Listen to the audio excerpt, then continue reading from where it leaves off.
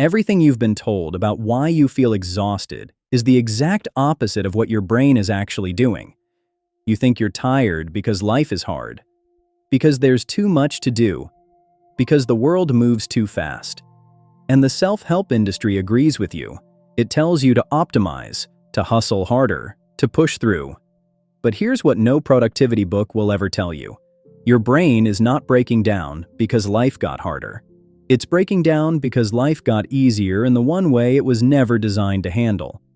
Stay with me through this, because what comes next reframes everything. For roughly 200,000 years, the human brain was sculpted by one master sculptor: scarcity. Not enough food, not enough warmth, not enough safety. And in that world of not enough, something remarkable happened. The human animal didn't just survive, it thrived. It built the most sophisticated reward and threat machinery on the planet, calibrated with surgical precision to a single environment, a world where almost everything was missing. Then, in the span of a few generations, a blink in evolutionary time, we did something no species has ever done. We removed the scarcity, all of it. Infinite food, infinite information, infinite entertainment, infinite faces to compare yourself to, infinite choices every hour of every day. And we handed that infinite world to a brain that was engineered for empty. Here's what I'm going to show you over the course of this conversation. First, I'm going to show you the actual mechanism. What happens inside your skull when a scarcity-built brain meets an abundance world, and why it reads pleasure as threat. That's the first thread. Second, I'm going to expose the single most expensive mistake you're making right now without knowing it. A mistake that feels like reward and is actually slow erosion. That's the second thread. And third, by the end of this, I'm going to give you the blueprint, the specific re-engineering that lets you live inside abundance without being consumed by it.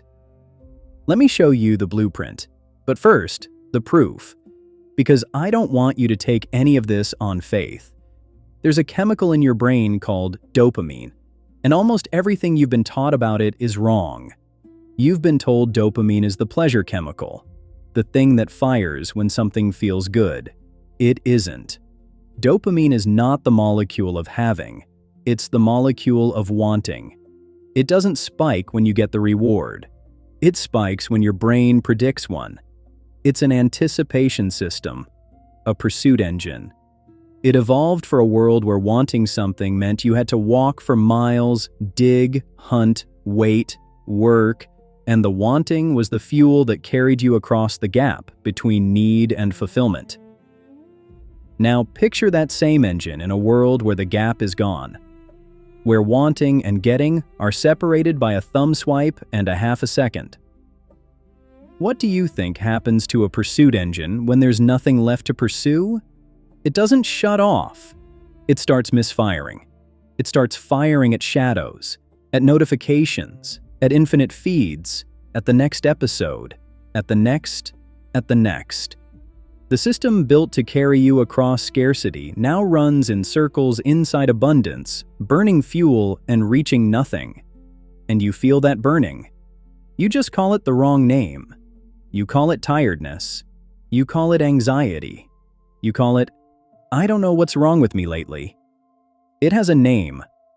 And in the next part of this, I'm going to show you exactly what's happening in your brain when that engine starts running hot.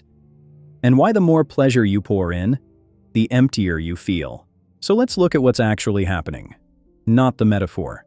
The observable event inside your nervous system. Your brain runs at its oldest layer on two ancient circuits. One is the threat system, the machinery of fear, fight, flight, freeze. The other is the seeking system, the machinery of reward, pursuit, approach. For most of human history, these two ran in a careful balance. Threat kept you alive. Seeking kept you moving toward food, toward mates, toward the future. And here's the part almost no one understands. In a scarcity world, the seeking system was self-limiting. You wanted, you pursued, you obtained, you were satisfied, and then it rested. The reward arrived, the wanting quieted, and the system stood down until the next genuine need appeared. Satisfaction had an off switch. That was the whole design. Now watch what happens when you remove the distance between wanting and getting. You open an app. A hit lands. Small, fast, almost nothing. But the seeking system registers it. Then another. Then another. And because each hit is tiny and instant, the off switch never engages. The system that was built to fire, obtain, and rest is now firing, obtaining, firing, obtaining, with no pause long enough to register fullness. You are running the seeking circuit at a frequency it was never built to sustain. Here's the observable consequence. Picture squeezing an orange. The first press gives you a flood of juice. The second, less. The third, less still. You keep squeezing, harder now, because you remember that first flood. And what comes out is a thin trickle, then nothing. But you don't stop. You squeeze the empty rind, chasing a richness that's already gone. That is your reward system on infinite supply. Each scroll, each episode, each new tab gives you a smaller return than the last. And instead of stopping, you press harder. More hours, more tabs, more stimulation, reaching for that first flood that will never come back. And while the seeking system runs hot, something else is happening underneath it. The threat system is being activated by the very thing that's supposed to be pleasure. Because abundance, to a brain built for scarcity, does not read as safety. It reads as too much to track. Too many choices. Too many faces. Too many things that might matter. The ancient threat circuit, the one that scans the horizon for danger, never evolved an upper limit on how much it could scan. So it scans everything. Endlessly. And it reports back the only way it knows how. A low, constant hum of unease that never fully switches off. You feel it as a tightness in the chest, a shortened breath, a heart that beats a little faster than it should when nothing is wrong.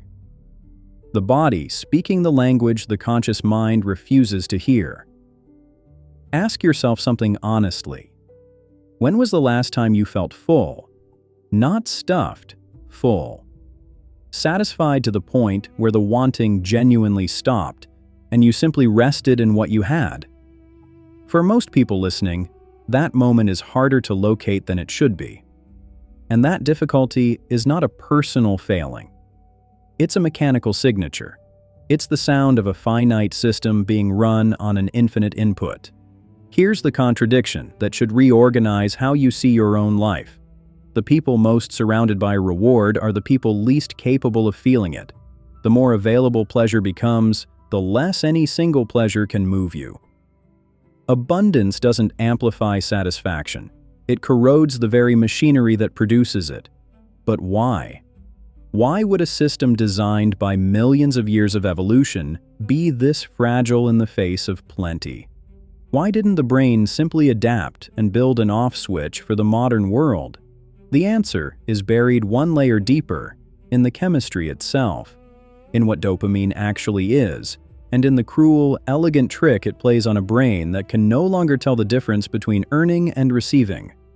That's where we're going next. Let's go down to the chemistry, because this is where the trap is built. Dopamine is not pleasure. I said it earlier, and I need you to hold it, because the entire mechanism hinges on it. Pleasure, the actual sensation of liking something, runs largely on different chemistry. Opioids, endorphins, the quiet warmth of satisfaction. Dopamine is the other system. It's wanting. It's the molecule that says, go get it, not the one that says this is good. And evolution separated them on purpose. In a scarcity world, that separation was genius. Wanting had to be stronger and longer lasting than liking, because the reward was far away. You had to be driven across miles of effort by a craving that wouldn't quit. And the moment of liking, when it finally came, was brief by design. brief, so that the wanting could fire again and send you back out. The gap between wanting and liking was the engine of survival. It's the reason the human animal kept moving when every other instinct said rest. Now, here is the cruel part. The modern world learned to trigger the wanting without ever delivering the liking. Think about that. There is an entire industry, and the people who run it understand your neurochemistry better than you do, whose business is to fire your dopamine system on a loop while withholding the satisfaction that would let it rest. The infinite scroll, the autoplay, the variable reward, the notification that might be something and is usually nothing. Each one is a precision instrument for activating wanting and starving liking. This is what separates two kinds of reward. There's the kind that arrives instantly, asks nothing of you, and fades the moment it lands, the cheap kind. And there's the kind that's built slowly, costs something and compounds, the earned kind. Same molecule, completely different consequence. The difference isn't in the chemical. It's in the pattern, whether the dopamine is tied to effort and meaning or fired in a vacuum, again and again, attached to nothing. And when you fire it in a vacuum, the brain does something to protect itself. This is the mechanism underneath everything I've said so far. Faced with a flood of dopamine signaling, the brain downregulates. It pulls receptors off the surface of the cell. It turns the volume down, not on the cheap reward, but on all reward. It does this to stay balanced, to avoid being overwhelmed. But the result is brutal. The baseline drops. The neutral state, the everyday, nothing special feeling of just being alive, sinks below where it used to sit. So now the ordinary feels flat. The book is boring. The walk is boring. The conversation is boring. Not because they changed, because you did, at the level of the receptor. The slow pleasures, the earned ones, no longer register, because the machinery that registers them has been turned down to survive the flood. And the only thing that can punch through the lowered baseline is another hit of the thing that lowered it. That is the loop. That is addiction's architecture, and you don't need a substance to enter it. You need only a scarcity-built brain and an abundance-built world, and the loop assembles itself, quietly, without your consent. Let me put a frame on this you won't forget. You are not weak for feeling pulled. You are running ancient software in a hostile environment, software that was perfect for the world that built it and is being exploited by the world you live in now.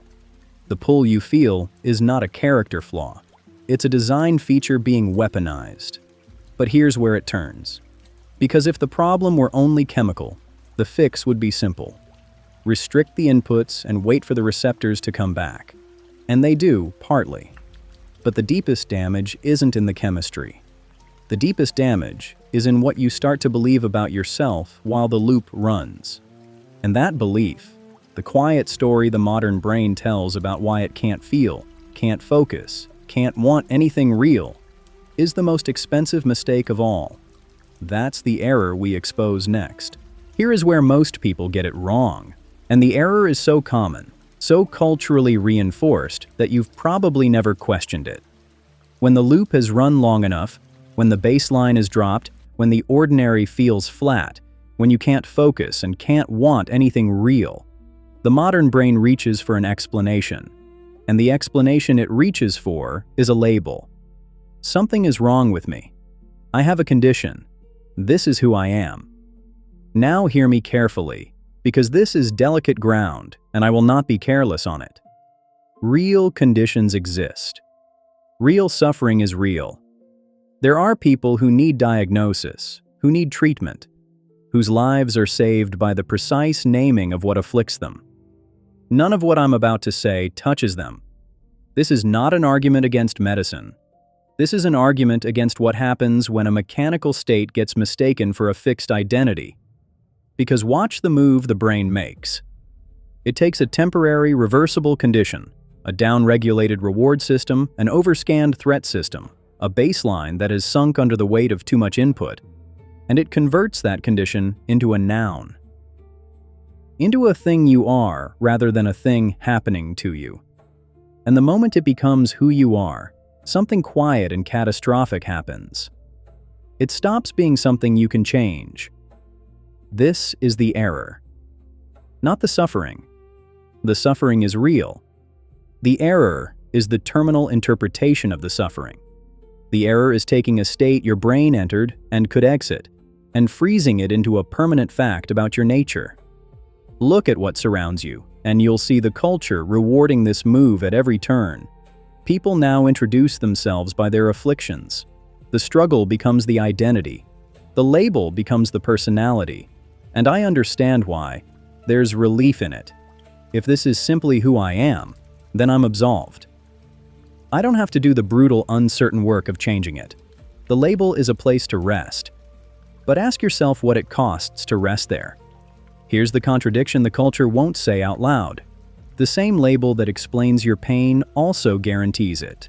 The moment "I can't focus" becomes "I am someone who cannot focus." You have written the future into the present. You've taken a door and called it a wall. And the cruelest part is how reasonable it feels. Because the brain genuinely is in a degraded state. The flatness is real. The inability to want is real. The chest tightness, the scattered attention, all real, all measurable. So when the mind says this is just how I am, it isn't lying. It's reporting accurate data and drawing a fatal conclusion. The data says this is how I am right now. The error adds one invisible word and deletes another. It deletes right now and adds forever. Let me say the thing underneath all of this plainly. The most expensive mistake a human being can make is not failing to be fixed. It's deciding they are unfixable and organizing a whole life around that decision. Building a personality on top of a wound that could have healed. Defending the wound eventually because it has become load-bearing. Because so much of who you think you are now rests on it. This is not a moral failing. It is the most natural thing in the world to do when you're exhausted, and a label offers rest. But natural is not the same as harmless. I want to show you what it actually looks like when a person makes this mistake. Not in theory, but in a life. Someone who had every reason to believe the label and built around it and watched the cost arrive slowly, the way real costs always do. There's a man in Columbus, Ohio, 43, a senior analyst at a logistics firm, the kind of competent that no one questions and no one celebrates. I want you to meet him at the moment it was already too late, and then I want to walk you backward to see how he got there. It started, as it always does, with relief. He'd spent years feeling like he was failing at something he couldn't name. The flatness, the Sunday evening dread that bled into Monday and never fully left. The way he'd sit down to read the books he used to love and find the words sliding off him like rain off glass. The way his daughter would talk to him at dinner, and he'd realize, halfway through, that he hadn't heard a word, that some part of his mind was already reaching for his phone under the table. So when the word arrived, when a name was finally placed on what he was feeling, it landed like grace. This is why. This is why the focus wouldn't come, why the wanting had drained out of everything, why the evenings dissolved into a glow he couldn't remember afterward. There was a reason, and the reason wasn't that he'd stopped trying. The reason was that he was built this way. He held onto that word like a man holding a railing, and slowly, so slowly, he never marked the day. The word stopped being an explanation and became a residence. He moved into it. He began to arrange his life around its contours. He stopped reaching for the things that asked effort of him, because effort, he now understood, was simply not available to someone like him. The runs he used to take got shorter, then stopped. The friends who required scheduling and presence thinned out, replaced by the ones who required nothing. The feed, the queue, the endless soft glow that asked for no part of him he didn't have. And here is the thing about the glow. It never refused him. That was its genius and its cruelty. Every other part of his life had begun to ask for a version of him he could no longer produce. The glow asked for nothing. So he gave it everything that was left. His wife noticed first, the way the people closest always do. Not a fight. There was never quite enough fuel for a fight. Just a slow drawing down.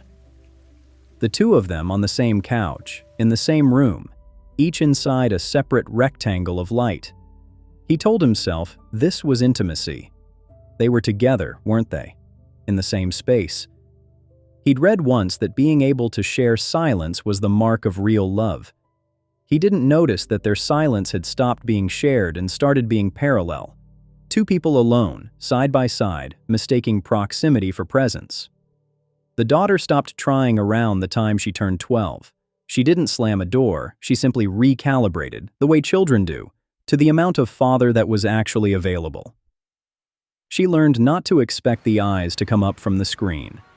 And he registered this as a kind of mercy.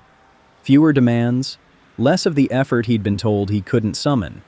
The label by now explained all of it. Of course he was distant.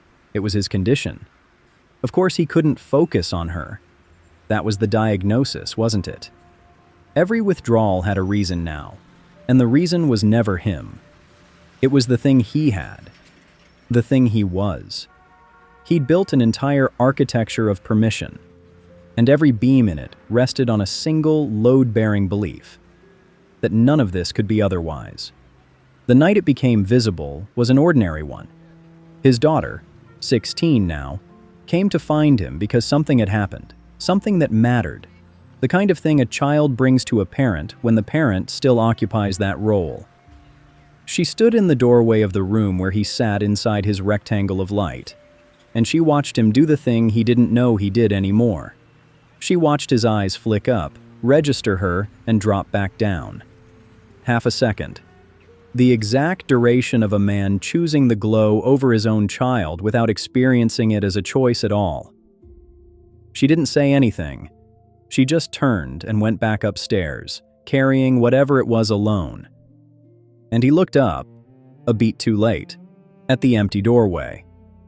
And for the first time in years, the label didn't arrive fast enough to explain it. Let's name what that empty doorway actually cost, because the price of this mistake is almost never paid in one visible moment. It's paid in a currency so slow you never see the withdrawals, only eventually the empty account. Here's the first cost, and it's the one nobody warns you about. The erosion is invisible by design. A dramatic loss announces itself. A heart attack, a bankruptcy, a divorce served with papers. These arrive as events, and events can be responded to. But a down-regulated reward system doesn't take anything from you on any particular Tuesday. It takes a little of your capacity for the real every day in amounts too small to notice. And 1,000 unnoticed withdrawals look exactly like a life, right up until the moment you go looking for what should be there and find the account empty. This is what makes it the most dangerous error a person can make. Not because it strikes hard, but because it never strikes at all. It simply subtracts. Consider what's actually being subtracted. The capacity to be bored, gone, and with it the capacity for depth, because everything deep begins on the far side of boredom. The capacity to want something that takes years, gone, traded for the ability to want 100 things that take seconds. The capacity to sit in a room with another human being and be fully there, gone, replaced by the parallel solitude that calls itself togetherness. And here is the cruelest line of the ledger. The relationships don't end in rupture. They end in attrition. Nobody leaves. Nobody declares anything. The people around you simply, quietly, recalibrate to the diminished version of you that's actually available. The way that daughter learned, at 12, not to expect the eyes to lift. They stop asking for what you've stopped giving, and you experience their lowered expectations as peace. As things finally getting easier, you never feel the love leave the room because it doesn't leave. It evaporates. Molecule by molecule, in amounts too small to grieve, until one day the room is simply cooler than it used to be, and no one can say exactly when. Let me ask you something directly. When did the people closest to you last ask something of you that required your full presence? And if the answer is a while, are you sure that's because they need less? Or have they learned to expect less? That question is uncomfortable for a reason. Sit with it anyway. There's a deeper cost still beneath the relationships, and it's the one that compounds. Every time you reach for the cheap hit instead of the earned one, you're not just losing that hour. You're casting a vote for who you are. You're telling the deepest layer of yourself, I am someone who chooses the glow. An identity is built from exactly these votes, not the grand declarations, but the 10,000 tiny, unwitnessed choices about what to reach for when the wanting fires. The man in Columbus didn't decide to abandon his daughter. He cast a half-second vote 10,000 times, and the votes assembled into a man he never chose to become. This is the real bill. Not the lost evenings. Those are just the line items. The real bill is that you slowly become the average of your smallest choices. And a scarcity-built brain in an abundance world makes its smallest choices automatically in the direction of the cheap and the instant, unless something interrupts the pattern. Which raises the only question that matters now. Can the pattern be interrupted? Can a brain that has down-regulated, a baseline that has sunk, an identity that has organized itself around a wound, can any of it be rebuilt? It can. Not easily, not quickly, but mechanically and reliably, the same way it was broken. And the re-engineering is more precise and stranger than you'd expect. So, here's the re-engineering. And the first thing I need you to understand is why it works, because the why is what makes you able to hold the line when it gets hard. You cannot win this by fighting the wanting. The seeking system is older and stronger than your willpower, and any plan built on out-muscling it will fail by Wednesday. The blueprint doesn't fight the system, it reprices it. Start here. The brain's reward machinery is not permanent in its degraded state. It's plastic. Pull the cheap, high-frequency dopamine inputs back and the receptors return. The baseline climbs. The volume on all reward comes back up. This is not motivation, it's restoration, and it runs on a timeline measured in weeks, not days. The first part of the blueprint is simply this: deliberate scarcity. You must reintroduce the very thing your brain was built for. Not because scarcity is virtuous, but because your reward system only works correctly when there's a gap between wanting and getting. So you rebuild the gap on purpose. You make the cheap things cost something, friction, distance, delay, and you make the earned things the path of least resistance. That's where most people get it wrong. They think the goal is less pleasure. It isn't. The goal is to restore your capacity to feel pleasure, and the only way to do that is to stop drowning the system in the counterfeit kind. Second part. You replace, you don't just remove.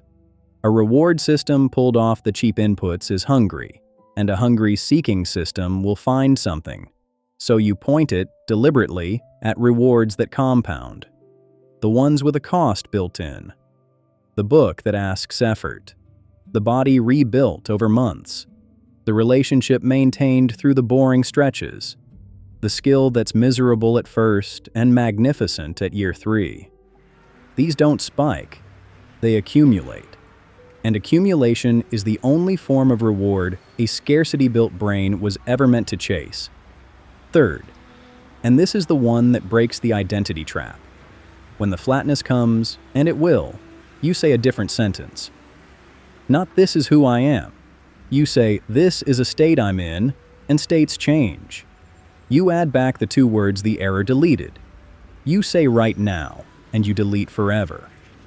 That single linguistic move, state instead of identity, weather instead of climate, is the difference between a door and a wall.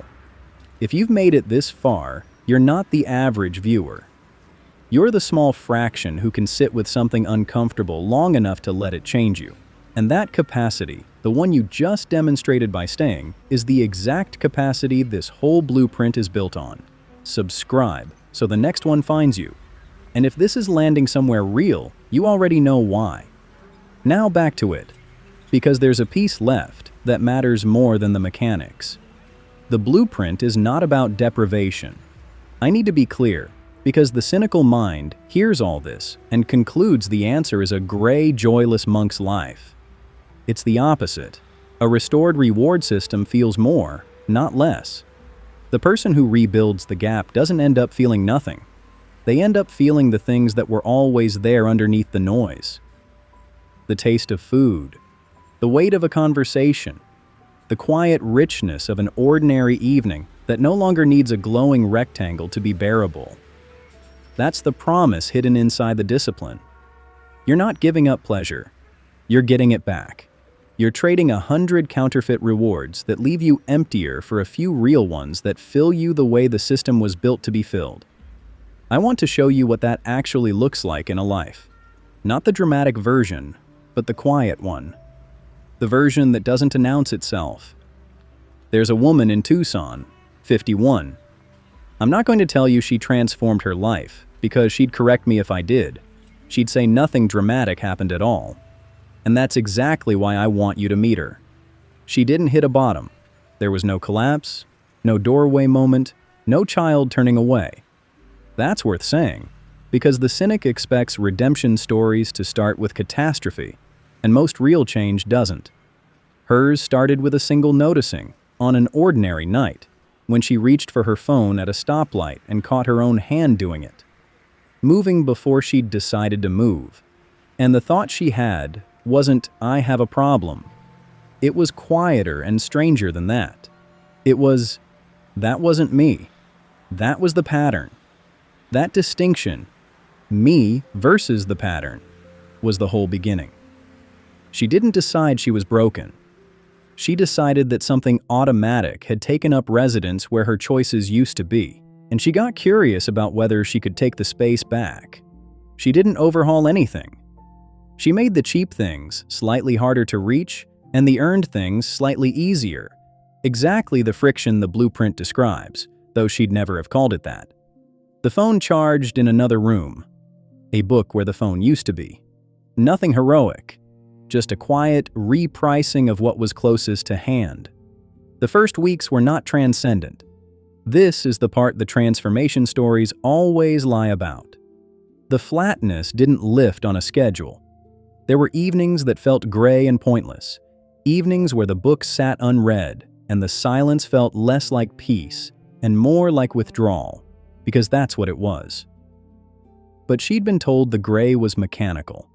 That it was receptors climbing back, a baseline rising, a system relearning how to feel. So when it came, she didn't read it as failure. She read it as the cost of the climb. And she paid it. And somewhere in the second month, without a date she could point to, the ordinary started returning. Not as fireworks, as texture. The coffee tasted like something again. A walk was just a walk, and that turned out to be enough. She noticed she'd read 40 pages without reaching for anything, and the noticing itself was new. The change that mattered most, though, wasn't in her.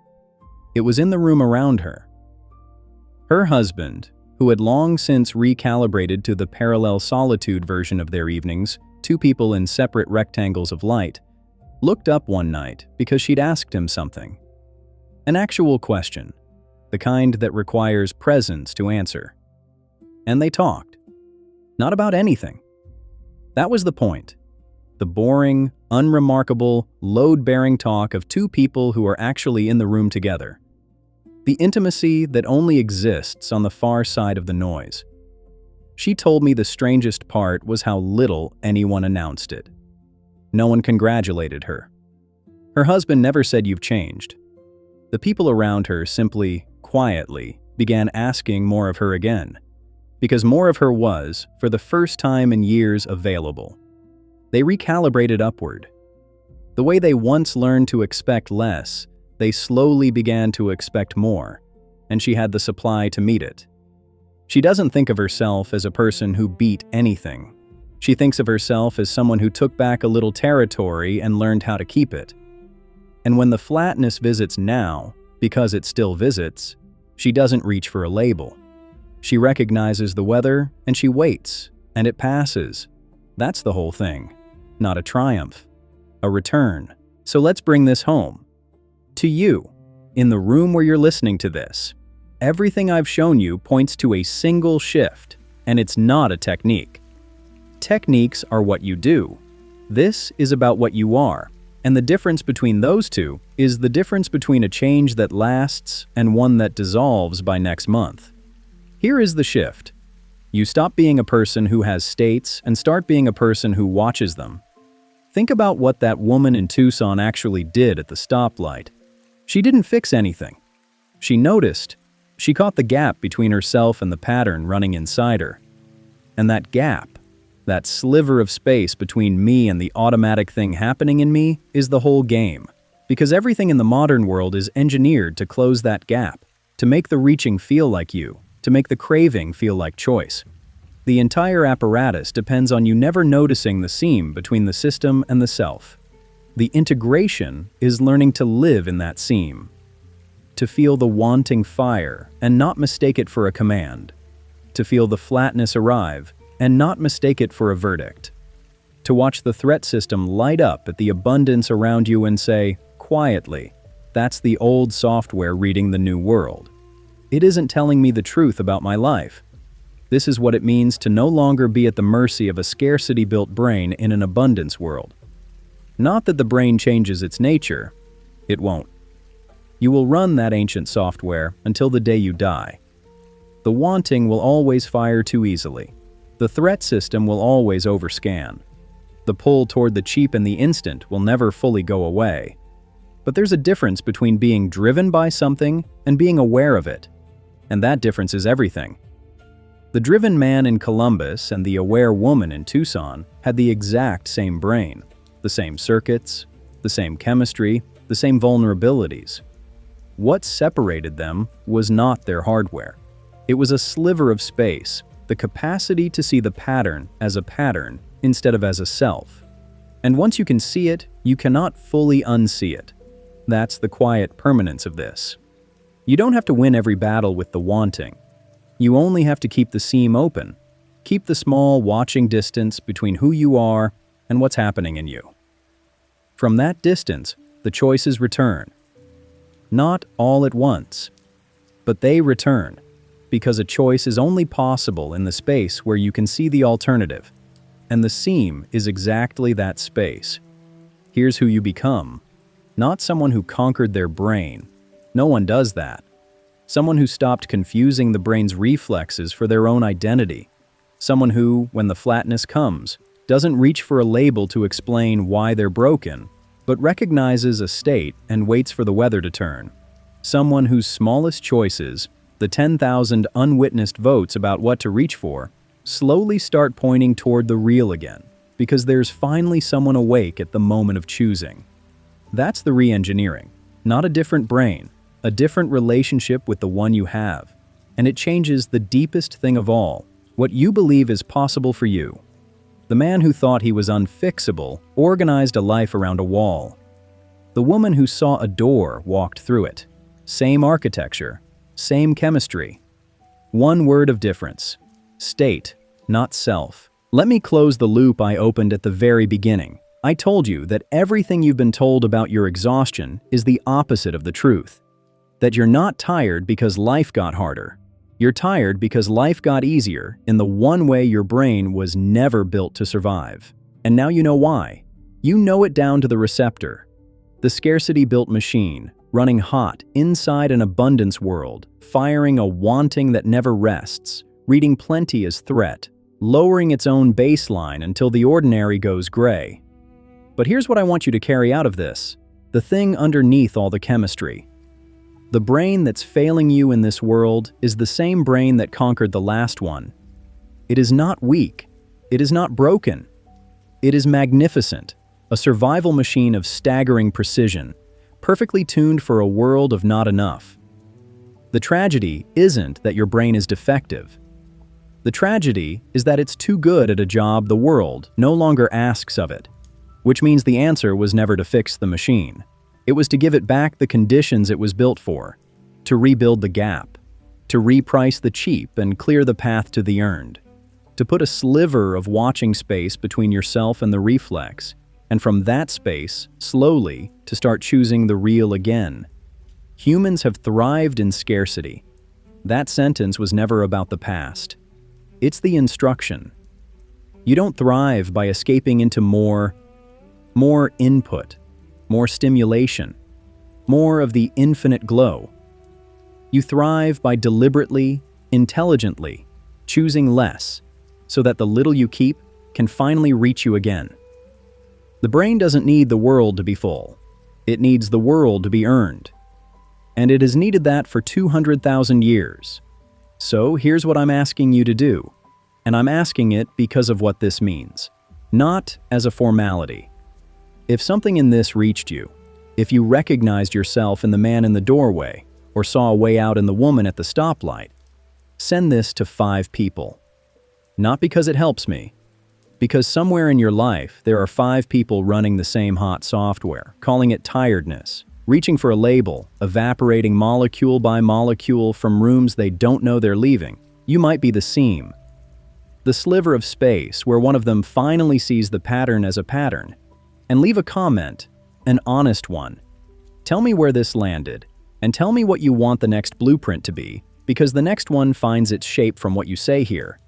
Then close this, charge the phone in the other room, and go be fully present somewhere a screen can't follow you. Here is the line I want to leave in your hands. You were never starving for more.